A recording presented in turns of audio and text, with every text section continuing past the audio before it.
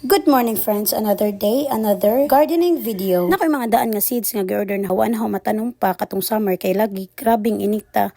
Gisayangan ko og tanom mao nang karon ko magsabod kay madyo nang June pohon or July makatanom na ko dani sa ilang permanent nga pot kay ting-uwa naman ng mga tayma di na kadyo init jud. Ang soil mixture ani is rice hull ug vermicast mo na duha 50-50 ang ratio. So nakoy karaan dato nga batong no mga upat ra to ka seeds mo to ang unang gitisok, ikaduha ang green nga okra. Na-order na po na naho sa online. Unja, murag pito rato ka buok. Unja, kining mustasa, medyo daghan-daghan kay daghan ba dyan nag-seeds. Muna, unja, after kajud mo magsabod, injo kajud ng buo-buan, injong sprayhan. Kay kung kabo, malumos na injong sabod. Unja, di apod ko'y taong danhing nga karaan. Baw, nakitaan raman na naho sa akong taperware. Ahon raman po siya giapil og sabod, madyo untag manurok. Nga mga 2 months na rabaning nakatambay, ka nakalimot na magajug og sabodan hanidja. Nabuwad na hinuna. Unja, magsabod ganita, mabawra, di na to ilubong kaadyo. Kay kanon asya og amigas kuron sa pang mga microorganisms nga nasa juta di na siya makaturok kung sobraan ra kalawom.